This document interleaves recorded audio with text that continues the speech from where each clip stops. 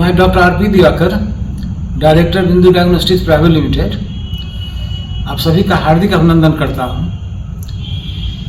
जैसा कि हम सभी जानते हैं कि आज के डेट में हर सर्विस में ऑनलाइन का इम्पोर्टेंस होने लगा है और हम लोग को कभी लगता था, सोच भी नहीं पाते थे कि हेल्थ में भी, स्वास्थ्य में भी ऑनलाइन फैसिलिटी का इतना ज़्यादा डिमांड हो जाएगा। तो इधर हम पिछले 1 महीना से देख रहे हैं कि कुछ मरीज आते हैं बाहर से, उन लोग का प्रिस्क्रिप्शन हम लोग के यहाँ इन्वेस्टिगेशन होता है और उन लोग का कहना है कि हम लोग रेगुलर बाहर में जो है हम लोग कंसल्टेशन करते हैं और टेस्ट रिपोर्ट यहाँ से करके उनको देते हैं और उसके बाद वो वहाँ से ड्रग को प्रिस्क्राइब कर देते हैं और फिर हम लोग उस ड्रग को लेने के बाद उसका एक घर बैठे एक अच्छा सा लगता है कि उनको सर्विस मिला। तो ये तो हम 5-6 महीना से बार बार कुछ थोड़ा सुनते जा रहे थे, लेकिन इधर जो देख रहे हैं कि हम लोग के यहाँ प्रिस्क्रिप्शन भी हर दिन कम से कम 5 से 10 मैंने इस तरह का पेशेंट आते हैं मरीज हम लोग के यहाँ टेस्ट करवाने के लिए, जिनका कि ट्रीटमेंट बाहर में ऑनलाइन कंसल्टेशन के थ्रू होता है। और यहाँ पे वो लोग क्या करते हैं, केवल अपना इन्वेस्टिगेशन कराते हैं और उसको भेजने के बाद वो वहाँ से उनको दवा लिख के प्रिस्क्रिप्शन दे देते हैं और आगे का जो भी सजेशन होता है वो लोग कर देते हैं। तो उन लोग का कहना था कि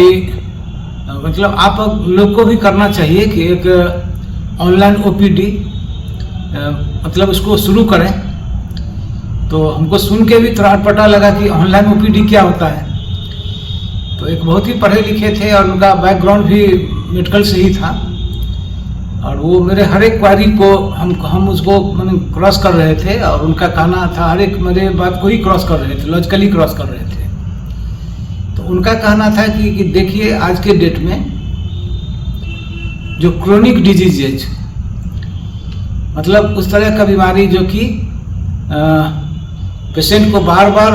एक रेगुलर इंटरवल पे क्लिनिशियन के पास, डॉक्टर के पास विजिट करना होता है और उसके बाद वो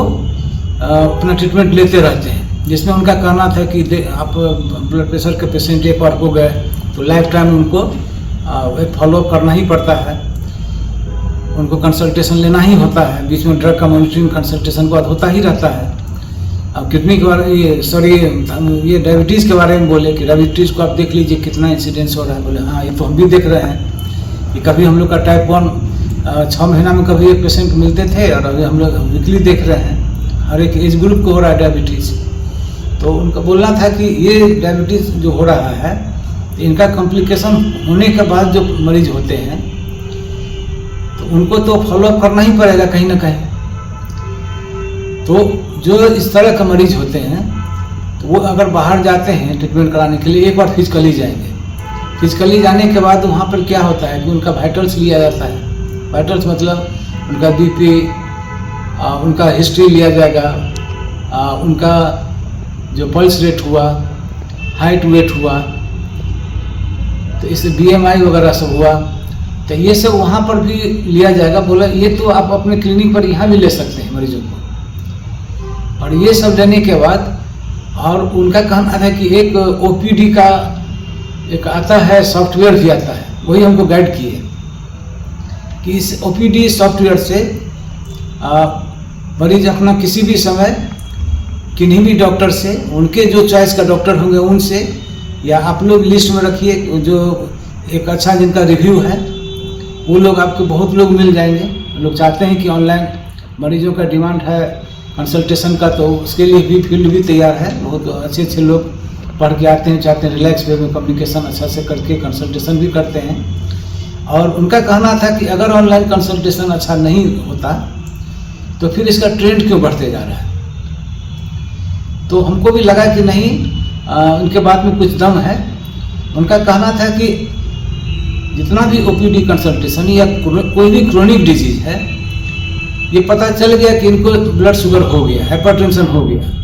थायराइड का प्रॉब्लम हो गया, तो अब उसके बाद इनका कोई कॉम्प्लिकेशन नहीं हो, तो उसके लिए बार बार उसका मॉनिटरिंग करना एक पीरियडिकल इंटरवल पे, ताकि उनको जो मैंने फ्यूचर में जाके कोई बहुत ही क्रोनिक डिजीज हो जाए या कोई कॉम्प्लिकेशन हो जाए, या उसके साथ उसको नेग्लेक्ट करते हैं तो इसको कोई दूसरा और डिजीज हो जाए। तो यही एम होता है ओपीडी में कंसल्टेशन के लिए। तो उनका कहना था कि जैसे कुछ लोग मॉर्बिड कंडीशन में रहते हैं, बुजुर्ग हैं, जो कि उनको जाने आने में माने कॉस्टली हो जाता है और जर्नी करने में कन्वीनियंट नहीं होता है, तो ये बोले कि अभी के डेट में तो ऑनलाइन डॉक्टर जुड़ जाते हैं, आमने सामने बात करते हैं। तो उनका कहना था कि आप यहाँ पे एक अच्छा एक सेटअप रखिए ऑनलाइन ओपीडी का, जिसमें कि आपको जो वाइटल्स वगैरह होते हैं, जैसे उनका pulse, BP, height, weight, BMI, ये सब बहुत ही एक्यूरेटली आपको डाटा देना होगा। और एक ओपीडी का सॉफ्टवेयर लीजिए और उनको लॉगिन पासवर्ड दे दीजिए, जिनको भी दीजिएगा, तो उस जगह से पेशेंट से बात करेंगे, जो उनका कुछ हिस्ट्री वगैरह सब यहाँ पर तो रजिस्ट्रेशन के समय उनका नाम, एज, सेक्स, ये सब प्रेजेंटिंग कंप्लेंट ये सब का रहता है, डाल दीजिएगा। और उसके बाद वो पेशेंट से बात करके लगेगा कि आमने सामने बात कर रहे हैं। और क्लियरली आज के डेट में जो है सो रखिए, माने ऑडियो वीडियो का एक अच्छा सा अरेंजमेंट रखिए, रूम शांत होना चाहिए, इन्वायरमेंट आपका इस तरह का रहना चाहिए जहाँ पे पेशेंट अपने को कन्वीनियंट महसूस करें। उनका कहना था कि ये सब तो आपके पास है, वो आए थे एक्चुअली टेस्ट कराने के लिए, तो इस तरह में तो आप बहुत इजीली इस जो ऑनलाइन ओपीडी का जो कॉन्सेप्ट चल रहा है उसको तो बहुत इजीली आप कर सकते हैं। तो ये हमको लगा, हम इस पर सोचे और भी लोगों से विचार विमर्श किए। तो उनका कहना था कि जो प्रिस्क्रिप्शन बनेगा वो लोग क्या करते हैं, वो लोग टाइपिंग करके देते हैं और क्लियरली जो दवा लिखा रहता है कि जो माने जेन्युइन दवाई का जितना ज़रूरी हो वही लिखते हैं लोग, और उसके बाद टेस्ट वगैरह भी उसी हिसाब से लिखते हैं जो कि रिक्वायर्ड होता है। तो बोले कि ऑनलाइन कंसल्टेशन का सबसे इम्पोर्टेंट पार्ट होता है कि उनका जो टेस्ट लिखते हैं उसका एक्यूरेसी। मरीजों में अगर टेस्ट अगर एक्यूरेट मिल गया पेशेंट को, वो अगर एक्यूरेट हो गया, तो फिर उसके बाद जो है सो आगे का ट्रीटमेंट उनका तो बहुत ही ईजी हो जाएगा। तो इसी कॉन्सेप्ट को लेके उनका कहना था आपके यहाँ तो हर तरह का टेस्ट हो ही रहा है, तो उसमें क्यों नहीं इसको ओपीडी को हम लोग ऑनलाइन ओपीडी कंसल्टेशन को जोड़ें। तो हमको भी लगा कि इसमें बिल्कुल, और इसमें मेरा मानना था, हम इसको एडिट किए कि हम चाहेंगे कि वो मरीज जो कभी एक बार दिखलाने के लिए बाहर जाते हैं और वो मान लीजिए कोई कैंसर के ही मरीज हुए, तो उनका एक बार ट्रीटमेंट हुआ, फिर रिकरेंस हो रहा है कि नहीं, फिर उसका फिर देखना केमोथेरेपी से होगा, उससे पहले जाके बहुत सारा चीज़ होते रहता है। तो फॉलोअप करने के लिए एक अच्छा डायग्नोसिस का बैकबोन हो जाएगा मैनेजमेंट में ट्रीटमेंट का, तो वो हम लोग देंगे। और उसके बाद हम लोग को क्या है कि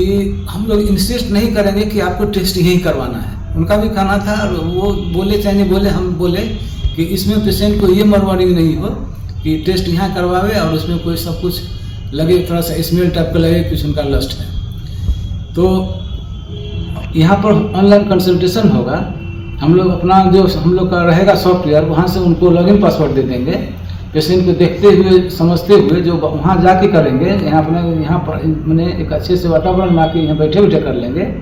और उसके बाद जो प्रिस्क्रिप्शन बनाएंगे वो हम लोग के सॉफ्टवेयर में आएगा, उनको डाउनलोड करके और उनको प्रिंट करके दे देंगे कि आप लीजिए ये प्रिस्क्रिप्शन है, इसमें जो ड्रग अगर लिखा हुआ है तो आपको जहाँ मन हो वहाँ ले लीजिए, और जो ये टेस्ट वगैरह है आपको यहाँ कराना है तो यहाँ करा लीजिए, अगर बाहर कराना है तो ये आप छूट है, इसमें कोई रोक नहीं है कि आपको टेस्ट यहीं कराना है। हाँ, अगर यहाँ कराते हैं तो इस तरह के क्रोनिक पेशेंट हैं तो मेरे तरफ से भी कुछ सहयोग के रूप में उनका कुछ हम लोग डिस्काउंट कर ही देंगे। तो वो एक फिक्स हम लोग करेंगे कि क्या डिस्काउंट कर सके, जो कि हम लोग के लिए भी हो, रिपोर्ट भी अफेक्टेड नहीं हो और उनका भी सम्मान हो सके।